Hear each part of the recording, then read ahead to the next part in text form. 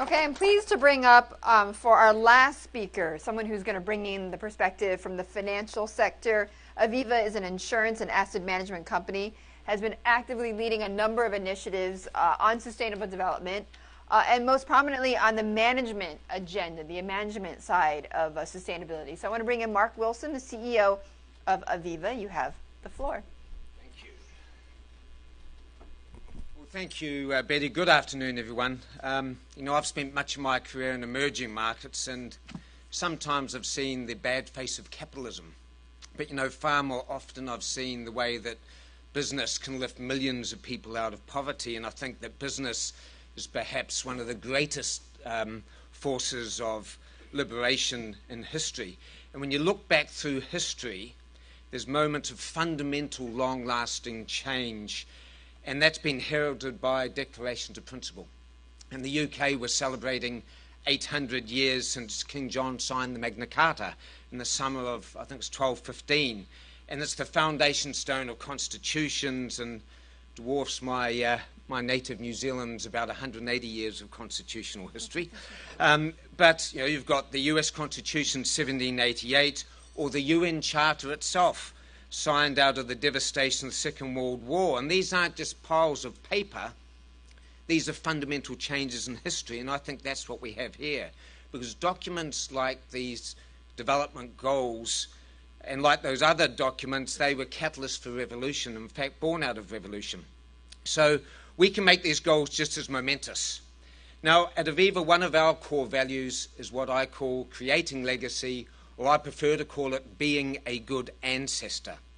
Now, our business opened its doors in 1696, and we've been in business 319 years because we had good ancestors that thought long-term, not short-term. And we do the same thing today. We've got about 34 million customers. We manage about 550 billion US for those customers. Now, here's 3 ways Aviva is supporting the goals and also hopefully being good ancestors. The first, we're founding partners of Project Everyone. And Project Everyone, I think, has done a stellar job of getting the message about the goals out to everyone on the planet. And I think Amanda McKenzie, who's heading that up, is in the room here today. But now it's our turn in business to pick up the baton. So at our suggestion, we've got a letter going from the UN supported the Principles for Responsible Investment.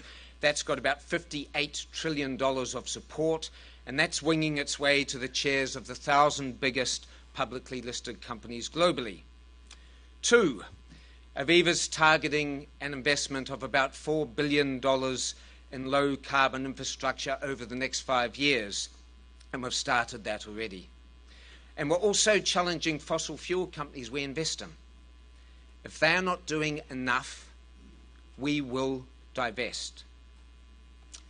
3, my dear friend Lynn de Rothschild of the Coalition for Inclusive Capitalism, she's got a delightful aphorism. She says we treasure what we measure, and we're offering to assist the UN to develop public sustainability benchmarks. Without the benchmarks, we really can't measure what we're doing, and we can't measure our investments. But the acid test is not all these fine words and bold commitments, and we're seeing a lot of that this week. It's what gets delivered on the ground, and I hope that we don't see these goals glinting before us in the haze and the sun and don't find them to be a mirage. And I think that's up to all of us to ensure that is indeed not the case.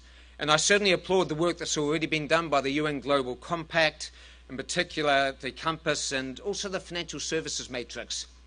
The work that's been done there really is a step in the right direction, but I'm also clear we have a much greater distance to travel than the distance we have come.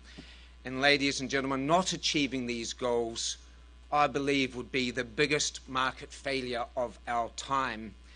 But then again, achieving them would create a legacy and would certainly make us all be outstanding ancestors. And on that note, I thank you.